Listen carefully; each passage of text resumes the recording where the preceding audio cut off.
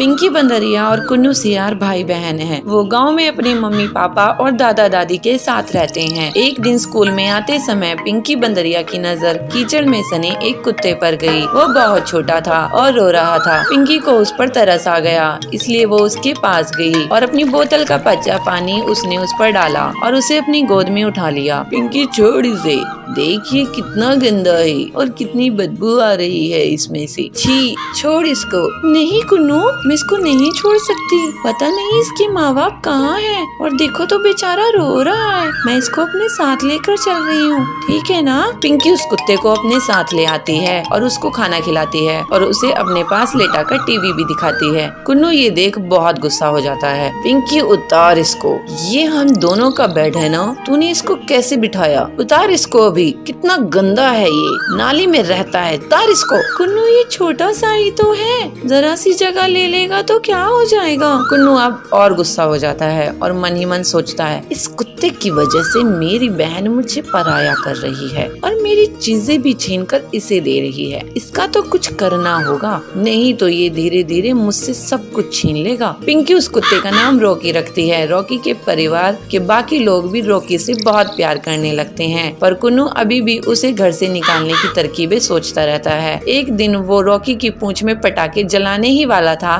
कि तभी वहाँ उसकी माँ चुनमुन नीलगाय आ गई। कुन्नू, ये तुम क्या कर रहे हो? उस बच्चे की पूंछ पर पटाखे क्यों जला रहे हो? कोई तुम्हारे साथ ऐसा करेगा तो कैसा लगेगा? छोड़ो उसको, लाओ मुझे दो। चुनमुन से डांट खाने के बाद भी कुन्नू नहीं सुधरता और फिर एक दिन रॉकी के खाने में मिर्ची डाल देता है। रॉकी वो दूध पीता उससे पहले ही उसके दादा टुन्नू शेर वहाँ पहुँच गए। कुन्नू, ये दूध लाल क्यों है? क्या मिलाया है इसमें? कुन्नू घबरा जाता है। सच सच बोलो कुन्नू। नहीं कुछ भी नहीं दादाजी, वो तो ऐसे ही हो गया। मैं जानता हूँ तुम रॉकी को जरा भी प्यार नहीं करते हो और उसे घर से निकालना चाहते हो, पर बेटे ये बेचारा भी बहुत छोटा है, तो जानता भी नहीं कि तुम इसके साथ क्या क्या कर रहे हो, इसलिए ये सब छोड़ो और उसके साथ प्यार से पेश आओ, ठीक है? दादा के समझाने पर भी कुन्नू नहीं समझता और फिर एक रात वो रॉकी को लेकर जंगल में चला जाता है और उसे कहीं दूर छोड़ाता है और घर आकर सो जाता है। अब उस रॉकी को मैं ऐसी जगह छोड़ कर आया हूँ जहाँ से वो चाह कर भी वापस नहीं आ सकता और मैं जीऊंगा चैन की जिंदगी। अंधेरी रात हो चुकी थी, घर में सब सो चुके थे कि तभी एक लोमड़ी चोर उनके घर में घुस जाती है और एक एक करके घर का सारा कीमती सामान चुरा लेती है। पर जैसे ही वो घर के बाहर कदम रखती है वैसे ही रॉकी भौंकने लगता है और घर वाले सारे लोग जाग जाते हैं। तब तक रॉकी लोमड़ी चोर को हिलने तक नहीं देता। अच्छा, तो ये चोर हमारे घर में चोरी करने आया था। शाबाश रॉकी, अगर आज तुम नहीं होते पता नहीं क्या हो जाता। टुन्नू लोमड़ी चोर को पकड़कर उसको पुलिस के हवाले कर देते हैं। पिंकी, दादाजी मुझे माफ कर दो। तू क्यों माफी मांग रहा है? तूने क्या किया? इसलिए क्योंकि मैं रॉकी को जंगल में छोड़ आया था, पर पता नहीं ये वापस कैसे आया। यही तो खासियत है मेरे दोस्त की। रॉकी, मुझे माफ कर दे प्लीज। सॉरी यार, अब हम दोस्त बन सकते हैं, तू दोस्ती करेगा मेरे से? रॉकी अपना एक पैर आगे बढ़ाता है और अब दोनों के बीच दोस्ती हो जाती है। रॉकी कुन्नू का भी दोस्त बन जाता है और फिर सब खुशी खुशी रहते हैं।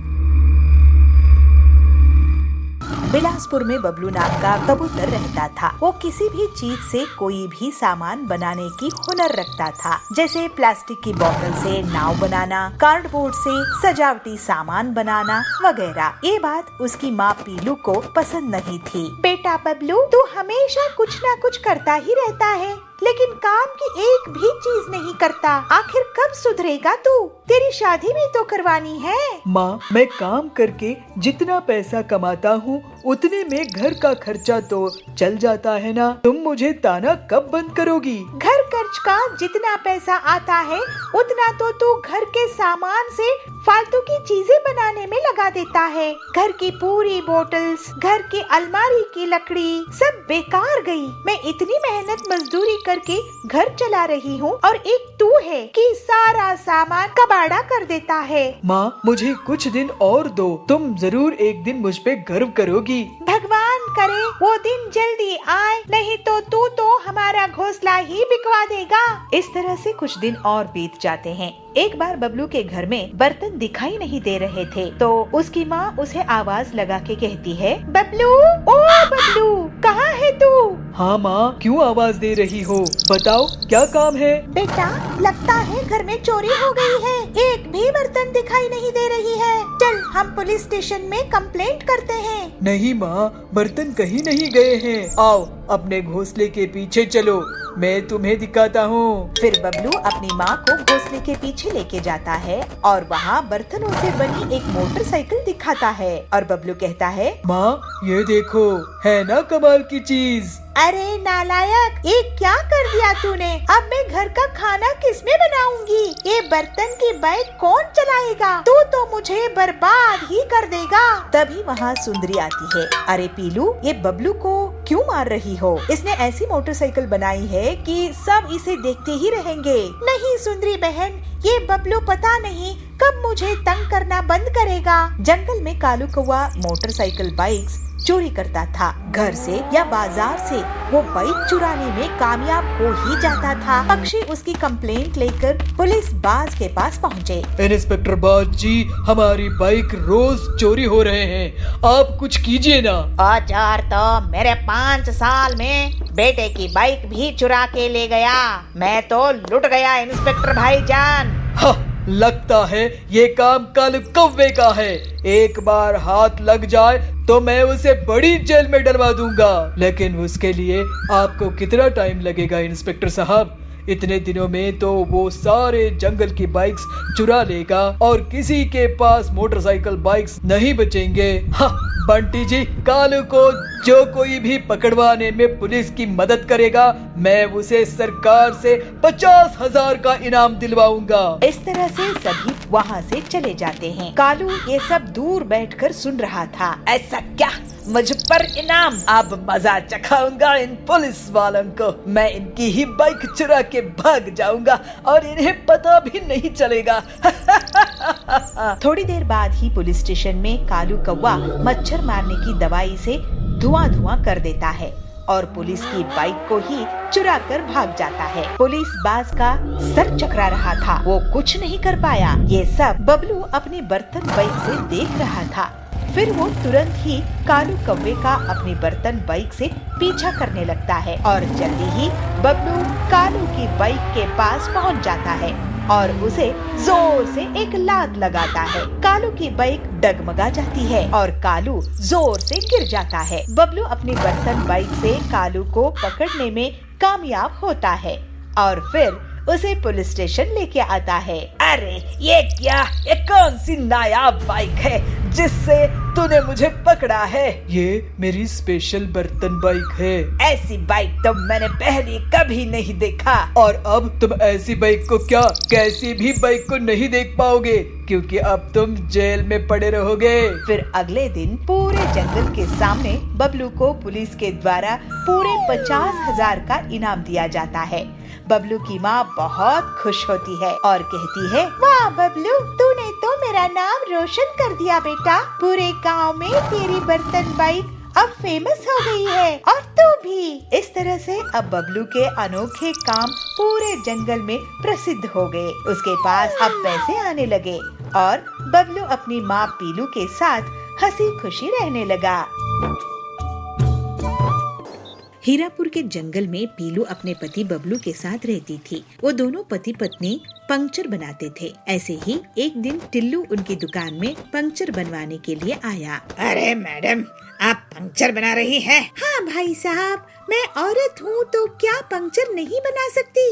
आप फिक्र ना करें, हम लोग बहुत अच्छे से पंक्चर रिपेयर करते हैं, आपको शिकायत नहीं होगी। ये तो बहुत खुशी की बात है। टिल्लू के जाने के बाद बबलू कहता है, आज का दूसरा ग्राहक था ये। इतनी मेहनत के बाद भी कमाई नहीं होती है। पीलू एक दिन वो अपने पति से कहती है, सुनिए जी, हमारा ज्यादा फायदा नहीं हो रहा है क्योंकि हम दिन में सिर्फ 20 पंक्चर ही ठीक कर पाते हैं। हम कम से कम 30 पंक्चर बनाने होंगे। अच्छा, तो मैं कोई जुगाड़ करता हूँ। उनकी दुकान से कुछ दूरी पर कालू कौवे की भी पंक्चर की दुकान थी। वो पीलू की बात सुनकर हिसाब लगाता है। पीलू चिड़िया, 30 नहीं मैं तो 50 पंक्चर ठीक करूँगा अपनी दुकान में और तुम्हारी दुकान बंद करवा दूंगा। तो और 50 पंक्चर मेरे पास ठीक करवाने आएंगे, लेकिन उसके लिए मुझे एक चाल चलनी होगी। फिर कालू अपनी पत्नी सुंदरी को बहुत सारे कील देता है और अपनी दुकान से पहले खड़ा कर देता है। सुंदरी आने वाली गाड़ियों के नीचे कील फेंक देती थी, जिससे गाड़ियाँ पंक्चर हो जाती थी और फिर सुंदरी और कालू उनको अपनी दुकान में ले आते थे। इस तरह से वे लोग बहुत पैसे कमाने लगे। अरे आपने देखा कि कालू कैसे लोगों की गाड़ियाँ पंक्चर करके उन्हें ठीक करता है और पैसे कमा रहा है। हाँ, ये बहुत गलत कर रहा है, एक दिन बहुत पछताएगा। लेकिन पीलू और बबलू के पास ग्राहक बहुत कम हो जाते हैं। इस बीच पीलू पीलू भाभी, ये देखो मैं आप लोगों के लिए क्या लाया हूँ। ये है ऑटोमेटिक पंक्चर बनाने की मशीन। देखने में साधारण हवा भरने वाले पंप जैसी लगती है, लेकिन इससे आप लोग दिन में 100 पंक्चर बना सकोगे। लेकिन हरिया भाई, हमारे पास तो आजकल 10 ग्राहक भी नहीं आते हैं। फिर पीलू हरिया को कालू और सुंदरी के बारे में बताती है। तो हरिया तोता कहता है, तुम अपनी ईमानदारी मत छोड़ना, बाकी ऊपर वाले के हाथ में है। मैं आज से स्कूल और ऑफिस में लेटर दे के आऊंगी कि हमारे यहाँ ऑटोमेटिक पंक्चर बनाने की मशीन है और जो ग्राहक आएंगे उसे हम 50% डिस्काउंट देंगे। ऐसे पीलू सोचती है। तो बबलू कहता है, आइडिया तो अच्छा है पीलू, कम से कम खाने के लायक पैसे तो आएंगे, नहीं तो कालू ने तो हमारी दुकान बंद ही करवा दी है। क्यों बबलू, ये मेरी नई कार कैसी लग रही है? सुनो, दुकान बंद करके तुम मेरे नए घर आना। बबलू पीलू, देखना हमारी दीवार जितनी टीवी है, डबल डेकर फ्रिज है और सुंदरी के पास तो गहने भी है। तुम्हारी तरह गरीब नहीं है हम लोग। तो पीलू कहती है, जाओ कालू जाओ, हम ईमानदार थे, हैं और रहेंगे। कालू उनकी हंसी उड़ाकर चले जाता है। इसी तरह कुछ दिनों के बाद तेज रफ्तार से बड़ी सी गाड़ी आ रही होती है। सुंदरी ये देखकर सोचती है, अरे इतनी बड़ी कार, इनसे तो 1000 रुपए लूंगी पंक्चर ठीक करने का। और वो कार के नीचे कील फेंक देती है। कार डगमगाते हुए रुक जाती है। जैसे ही कालू और सुंदरी उसके पास जाते हैं, उसके अंदर से डाकू निकलते हैं। मैंने देखा कि तूने हमारी गाड़ी पंक्चर की थी, डाकुओं से चोरी, अभी हम तुम्हारा घर लूटेंगे। फिर वो डाकू कालू के घर से रुपये, गहने और फिर कालू की कार चुराकर भाग जाते हैं। हाय, हम लुट गए, बर्बाद हो गए। सारी चोरी की कमाई चोरी हो गई। अब आगे से कसम खाते हैं ऐसा नहीं करेंगे। कालू कसम खाता है। तो पीलू कहती है, हमारी दुकान बंद करने चले थे, खुद ही दुकान लूट बैठे। इसके बाद पीलू और बबलू अपनी मशीन से पूरे जंगल के लोगों की गाड़ी का पंक्चर ठीक करते थे और जल्दी ही वो लोग बहुत अमीर हो गए। फिर दोनों पति पत्नी खुशी खुशी ईमानदारी से रहने लगे। महल के सारे लोगों को बात करते हुए सुनकर राजकुमारी भी वह संत से मिलने की इच्छा प्रकट करती है। यह संत की भेष में ठगता, यह साधु कपटी है। जैसे ही मन में ये विचार आया, राजकुमारी वहाँ से भाग निकली। मुझसे बचकर कहाँ जाओगी? देखो तुम्हारा हश्र मैं क्या करता हूँ। साधु ने अपने हाथ में जो त्रिशूल था उसको जोर से राजकुमारी की ओर फेंक देता है। सुंदरपुर नाम का एक राज्य था। उस राज्य में एक दिन एक मुसाफिर आता है जो साधु जैसे पहनावा पहना था। वह शहर के बाहर एक बरगद के पेड़ के नीचे ध्यान के लिए बैठ जाता है। कई दिनों तक वह साधु वहाँ पे बिना कुछ खाए पिए ध्यानस्थ होकर बैठा था। उस राज्य के लोगों को यह लगने लगा कि यह बाबा सच में कोई महान संत है, तो सारे उनके दर्शन के लिए आने लगे। जब यह खबर सुंदरपुर की राजा तक पहुँचती है तो वो खुद भी बाबा के दर्शन के लिए आ जाता है। जैसे जैसे समय बीतता गया तो राजा का वह संत पर विश्वास भी बढ़ने लगा। तो वह संत से राजा अपने छोटी बड़ी सारी समस्याएं, सारी बातें बांटने लगा और उनकी सलाह लेने लगा और उनके रहने के लिए एक अच्छा सा कुटीर भी बनाया और 2-3 सेवक को भी लगा दिया। राजा का कोई बेटा नहीं था, मगर राजा को एक बेटी थी और राजकुमारी बहुत सुंदर थी। राजकुमारी जैसी सुंदर आसपास की कोई राज्य में नहीं थी। सुंदरपुर की राजा ने अपनी बेटी की विवाह बहुत छोटी उम्र में ही बगल वाली राज्य की राजकुमार से निश्चय कर दिया था। महल के सारे लोगों को बात करते हुए सुनकर राजकुमारी भी वह संत से मिलने की इच्छा प्रकट करती है, मगर राजकुमारी को महल से बाहर जाने की इजाजत नहीं थी। मगर एक दिन राजकुमारी को मौका मिलता है और वो सबसे नजर बचाकर साधु को मिलने चली जाती है, मगर यह संत की भेष में ठगता वह कोई साधु नहीं था। जैसे ही वह राजकुमारी को देखता है तो वह मोह में पड़ जाता है और राजकुमारी से विवाह करने की आलोचना करता है। राजकुमारी केवल दिखने में सुंदर नहीं थी, बहुत होशियार भी थी। उसने वो साधु की आंखों में वो लालच देखी और उसे समझ में आ गया कि यह साधु कपटी है। जैसे ही मन में ये विचार आया, राजकुमारी वहाँ से भाग निकली, मगर साधु भी उसके पीछे पीछे उसको पकड़ने के लिए भागा, मगर वह पकड़ नहीं पाया तो उसको बहुत गुस्सा आया। मुझसे बचकर कहाँ जाओगी? देखो तुम्हारा हश्र मैं क्या करता हूँ। अरे ये तो साधु नहीं है, ये तो कोई कपटी है, इससे तो बचकर मुझे महल पहुंचना ही है। राजकुमारी सोचती ही रही, मगर साधु ने अपने हाथ में जो त्रिशूल था उसको जोर से राजकुमारी की ओर फेंक देता है और राजकुमारी के पैर में वो लग जाता है। अरे मेरे पैर में ये लग गया, अब मैं कैसे भागूं? मगर राजकुमारी दर्द को सहन करने की शक्ति भी रखती थी, वह बहुत हिम्मतवर थी, तो उसने उस त्रिशूल निकाल फेंका और जैसे तैसे करके महल पहुंच गई। अरे इसको तो किसी और को नजर नहीं आना चाहिए, इस घाव को मैं खुद मरहम पट्टी करूंगी। ऐसे कहते हुए अपने घाव पे मरहम पट्टी करती है और घबराहट से राजकुमारी रोने लगती है। दूसरे दिन राजा साधु के पास पहुंचता है तो साधु सीधे मुंह बात भी नहीं करते, तो राजा दुखी होता है और पूछता है, क्या बात है गुरुजी? मुझसे कोई भूल हो गई? आप मुझसे बात क्यों नहीं कर रहे हैं? राजन, मैं जो कहूँगा वो शायद तुम्हें अच्छा नहीं लगेगा। कैसी बात कर रहे हैं गुरुजी?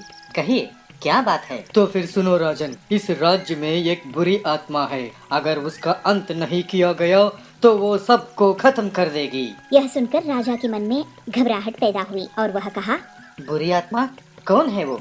उसे कैसे पकड़ा जाए? यह आत्मा आपकी महल में एक सुंदर लड़की का रूप लेकर रह रही है। कल रात को ये आत्मा हमसे मिलने हमारे कुटीर पर आई थी, लेकिन जैसे ही हमने अपने त्रिशूल उसकी तरफ फेंका तो उसने अपनी असली रूप में आ गई। उसने एक भयानक रूप धारण कर लिया।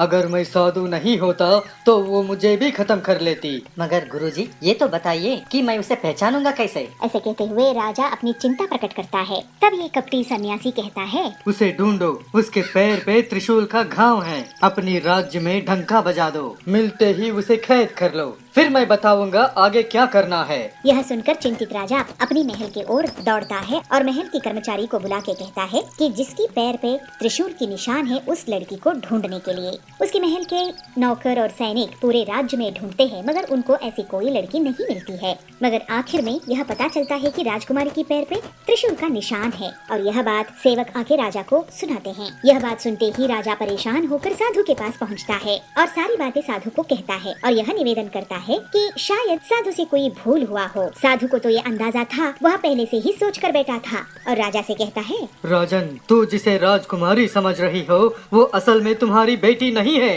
तुम्हारी असली बेटी को पैदा होते समय एक जादूगरनी ने चुरा लिया था और उसे इस बुरी आत्मा से बदल दिया था। अब तुम पर है राजन, मेरी बात मानो या ना मानो। अगर नहीं मानोगे तो राज्य का विनाश निश्चित है। राजा को साधु पर अटूट विश्वास था, इसीलिए ज्यादा न सोचते हुए राजा ने साधु की बात मान ली और राजा अपनी बात को मान रहा है इसका भनक लगते ही साधु कहता है, एक बड़ी संदूक मेरी कुटिया में रख दो और रात होते ही किसी को भनक ना लगते हुए राजकुमारी को मेरे पास ले आओ। राजा बिल्कुल वैसे ही करता है जैसे साधु ने कहा था और राजा और साधु दोनों मिलकर उस संदूक में राजकुमारी को डालकर उसको बंद कर देते हैं और रात को ही उस संदूक को नदी में बहा दिया। उसके बाद राजा महल चला गया और साधु अपने कुटीर। मगर साधु को अभी भी संतुष्टि नहीं मिली थी, क्योंकि वह खुद राजकुमारी को सजा देना चाहता था। इसलिए कुटिया में पहुँचते ही अपने 2 शिष्यों को बुलाते हैं और कहते हैं कि उन्हें सपने में भगवान के दर्शन हुए और भगवान ने कहा है कि नदी में तैरते हुए संदूक एक उनको मिलेगी और उस संदूक में बहुत कीमती चीज है और इसलिए दोनों शिष्यों को कहता है कि वो तुरंत जाएं और वो संदूक को ढूंढ के कुटीर में ले आए। गुरु की बात सुन के दोनों शिष्य नदी की ओर चल पड़ते हैं। अगले दिन पड़ोस की राज के राजकुमार नदी किनारे शिकार पर आए थे। अचानक राजकुमार की नजर नदी में तैरते हुए संदूक पर पड़ती है और वह सैनिकों को तुरंत वह संदूक बाहर निकालने की आदेश देते हैं। इतनी बड़ी संदूक को देख के राजकुमार को थोड़ा आश्चर्य तो हुआ, मगर वह संदूक को खोल के देखने की निश्चय करते हैं और खोलते हैं। जैसे ही संदूक खोलता है तो वह आश्चर्य और बढ़ जाता है, क्योंकि संदूक में बहुत सुंदर सी एक कन्या थी। इतनी सुंदर कन्या राजकुमार ने पूरी अपनी जिंदगी में कभी नहीं देखा था। राजकुमारी डरते ही संदूक से बाहर आती है और राजकुमार को सब कुछ बताती है। राजकुमार भी स्वयं अपना परिचय देते हैं कि वो पड़ोस की राजकुमार है, जिसकी शादी राजकुमारी के साथ बचपन में तय हुई थी। राजकुमार राजकुमारी को सांत्वना देते हुए कहते हैं कि वह तुरंत वहीं पे गांधर्व विवाह करेंगे, और उन दोनों ने गांधर्व विवाह कर लिया। और सैनिकों को राजकुमार आदेश देता है कि उस पेटी में एक जंगली बंदर को बंद करके फिर से नदी में बहा दिया जाए। राजकुमार राजकुमारी के साथ अपने महल वापस चला जाता है। इधर साधु के दोनों शिष्य पेटी को नदी में तैरते हुए देखते हैं और उस संदूक को ले जाकर साधु के कुटीर में रख देते हैं। पेटी को देखकर साधु को बहुत संतोष होता है और वह दोनों शिष्यों को कहता है जब तक वो ना कहे तब तक कुटिया के अंदर ना आए और कुटिया के बाहर पहरे पे खड़े हो जाएं। फिर क्या था, साधु ने कुटिया की दरवाजा बंद किया और संदूक को खोला। पेटी से निकली हुई बंदर साधु के ऊपर कूदकर उसको बहुत सताती है। साधु चीखता रहा, चिल्लाता रहा, मगर कोई कुटिया की दरवाजा नहीं खोला। इस तरह साधु को अपनी किए की सजा मिल गई।